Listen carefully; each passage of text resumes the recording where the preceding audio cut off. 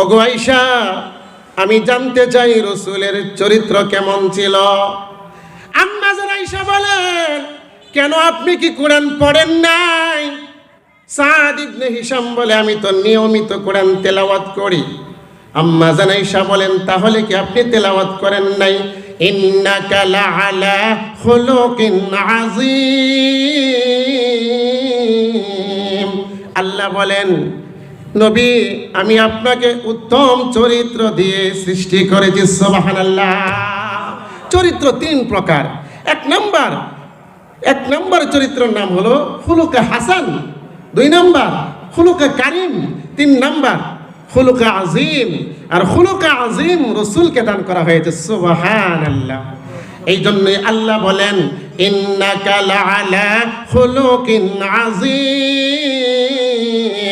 নবী হে, আমি আপনাকে উত্তম চরিত্র দিয়েই সৃষ্টি করেছি। তাহলে রাসূলের চরিত্র উত্তম চরিত্র। রাসূলের ব্যবহার কেমন ছিল?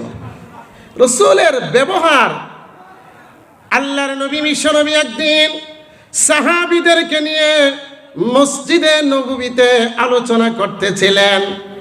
এমন সময় একজন গ্রাম্য বেদুইন লোক মসজিদে নববীতে প্রবেশ করল। যেই মুহূর্তে মসজিদে নববীতে প্রবেশ করতেছিল, মসজিদে নববীতে প্রবেশ করার পর আল্লাহর নবী বিশ্বনবী সাহাবীদেরকে নিয়ে যখন আলোচনা করতেছিলেন, এই লোকটার সর্বপ্রথম রাসূলের চেহারার দিকে দৃষ্টি পড়ল। এমন সময় লোকটা মনে মনে চিন্তা করতে লাগলো, এত সুন্দর মানুষ হয় নাকি? লোকটা আবার চিন্তা করতে লাগলো, এত সুন্দর মানুষ তো আমি জীবনে কোনোদিন দেখি নাই। রাসূল কত সুন্দর ছিল। আম্মা জান আয়েশা বলেন, লানা শামসুন ওয়ালিল আফাকি শামসুন ওয়া শামসি খায়রুম মিন শামসিস সামা। আম্মা জান আয়েশা বলেন, জগতের জন্য একটা সূর্য আছে, আমার ঘরে আমার জন্য একটা সূর্য আছে, কিন্তু জগতের মানুষ শুনিয়া রাখো, জগতের সূর্য থেকে আমার সূর্য হলো উত্তম। সুবহানাল্লাহ।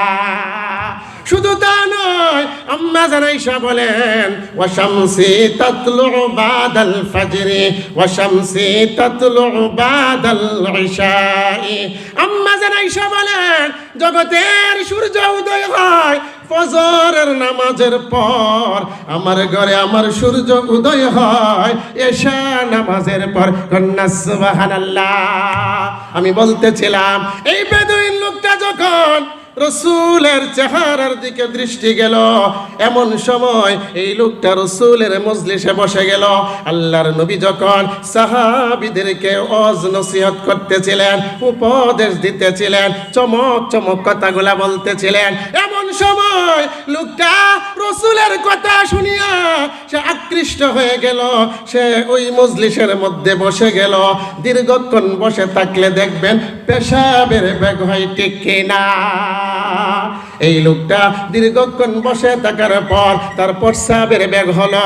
এমন সময় লোকটা মসজিদে নববীর এক পার্শ্বে গিয়ে প্রস্রাব করতে শুরু কইরা দিল। তখনও তো মসজিদে নববী পাকা হয় নাই, কাঁচা। এই লোকটা যখন প্রস্রাব করতে শুরু কইরা দিল, আমি আপনাদের কাছে জানতে চাই, যদি কোনো একটা বুঝমান জ্ঞানী মানুষ যদি মসজিদের মধ্যে প্রস্রাব করে, আপনারা কি করবেন? অবশ্যই তাকে শাসাবেন, অবশ্যই তাকে ধমকাবেন, ঠিক কিনা? ঠিক তেমনি ভাবে লোকটা যখন প্রস্রাব করতে শুরু কইরা দিল, সাহাবায়ে কেরাম তাকে ধমকাইতে শুরু করলো। আল্লাহর নবী বলেন, সাহাবীরা রে, তোমরা তাকে ধমকাইও না, তাকে তোমরা তার কাজ সারতে দাও। লোকটা যখন প্রস্রাব শেষ করলো, আল্লাহর নবী বলেন, সাহাবীরা রে, তোমরা পানির ব্যবস্থা করো। সাহাবায়ে কেরাম পানির ব্যবস্থা করলো। এমন সময় আল্লাহর নবী নিজের হাতে ওই বেদুইন লোকটার প্রস্রাবের মধ্যে পানি ঢালতে লাগলো। লোকটা তো আরো আকৃষ্ট হইতে লাগলো। এবার লোকটা বাড়ির দিকে রওনা হয়ে যাবে। আল্লাহর নবী বিশ্ব নবী এই লোকটাকে ডাক দিয়ে বলে, চাচা, আপনার পায়ে দেখছি জুতা নাই, স্যান্ডেল নাই, আপনি প্রচন্ড গরমের মধ্যে যাবেন কিভাবে? আল্লাহর নবী বিশ্বনবী একজোড় স্যান্ডেলের ব্যবস্থা করে দিল। এবার লোকটা বাড়ির দিকে রওনা হয়ে যাবে। আল্লাহর নবী আবার তাকে ডাক দিল, দিয়ে বলতে লাগলো, চাচা আপনি এত দূরে বাড়ি, আপনি যাবেন কিভাবে? আপনার কি কোনো সোয়ারি আছে? লোকটা বলতে লাগলো, না না, আমার তো কোনো সোয়ারির ব্যবস্থা নাই। আল্লাহর নবী বিশ্বনবী লোকটার জন্য সোয়ারির ব্যবস্থা করে দিল। লোকটাই আবার বাড়ির দিকে রওনা হয়ে গেল। বাড়িতে পৌঁছে গেল। পরের দিন সকালবেলা তার জাতির লোকদেরকে ডাকিয়া একত্রিত করলো। বলতে লাগলো, জাতির লোকেরা, আমি তো গতকালকে মদিনায় গিয়েছিলাম, মুসলমানদের একটা উপাসনালয়ের মধ্যে আমি প্রবেশ করেছিলাম। গিয়ে দেখি একটা লোক কিছু মানুষদেরকে নসিহত করতেছিল। আমি তার মজলিসে বসে গেলাম। এমন সময় আমার প্রস্রাবের বেগ হলো। আমি প্রস্রাব করতে শুরু করে দিলাম। তার সাথী সঙ্গীরা আমাকে ধমকাইতে লাগলো। সে তাদেরকে থামাইয়া দিল। এক পর্যায়ে আমার পায়ে কোনো স্যান্ডেল ছিল না, সে স্যান্ডেলের ব্যবস্থা করে দিল। আমার সোয়ারির কোনো ব্যবস্থা ছিল না, সে একটা সোয়ারির ব্যবস্থা করে দিল। ও আমার জাতির লোকেরা, আমার মন বলতেছে এত সুন্দর মানুষ, এত সুন্দর ব্যবহারের মানুষ আর কেউ হতে পারে না নবী ছাড়া। সুবহানাল্লাহ। এই লোকটা বলতে লাগলো, ও আমার জাতির লোকেরা, আর চাই না কেরকুটা হইতে জাহান্নামের লাকড়ি হতে চাই না রে। ও আমার জাতির লোকেরা, চলো না, চলো আমরা গিয়ে তার হাতে গিয়ে কালিমা ফইরা মুসলমান হইয়া যাই। সুবহানাল্লাহ। তার জাতির লোকদেরকে নিয়ে রসুলের দরবারে আসলো। রসুলের দরবারে আসিয়া সে রসুলের হাতে কালিমা ফইরা তার জাতিদেরকে নিয়ে কালিমা পড়লো। জাহান্নাম থেকে মুক্তির ব্যবস্থা হয়ে গেল।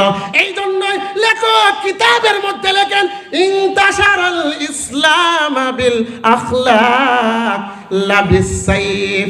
কিতাবের মধ্যে লেখক লিখেন, ইসলাম প্রচার প্রসার হয়েছে চরিত্রের মাধ্যমে, ব্যবহারের মাধ্যমে, তলোয়ারের মাধ্যমে নয়। তাহলে আমাদের ব্যবহার, আমাদের চরিত্র সুন্দর করার দরকার আছে না নাই? এই জন্যই আল্লাহ বলেন, ইন্নাকা লাআলা খুলুকিন আযীম। নবীর চরিত্রের মধ্যে, নবীর চরিত্র হলো উত্তম চরিত্র, নবীর আদর্শ হলো উত্তম আদর্শ। এই জন্যই আল্লাহ বলেন, লাকাদ কানা লাকুম ফি রাসূলিল্লাহি উসওয়াতুন হাসানা। হে আমার বান্দা বান্দি, শুনিয়া রাখো, মুহাম্মাদের চরিত্রের মধ্যে, মুহাম্মাদের আদর্শের মধ্যে উত্তম আদর্শ রয়েছে। তাহলে আমরা রাসূলের সিরাত গ্রহণ করব তো ইনশাআল্লাহ। শুধু মিলাদ শুধু আলোচনার বিষয়, সিরাত জানার বিষয়, মানার বিষয়, আমলের বিষয়। আমরা যেন রাসূলের সিরাতকে মানতে পারি, মরণ পর্যন্ত পালন করতে পারি। আল্লাহ পাক যেন আমাদের সকলের জিন্দেগির মধ্যে এই সিরাত গঠন করার তৌফিক দান করেন। সকলেই বলেন আমিন। হাযা মা ইনদি কুল ইলমু ইনদাল্লাহ আলাইহি তাওয়াক্কালতু ওয়া ইলাইহি উনীব। আসসালামু আলাইকুম ওয়া রাহমাতুল্লাহি ওয়া বারাকাতুহু।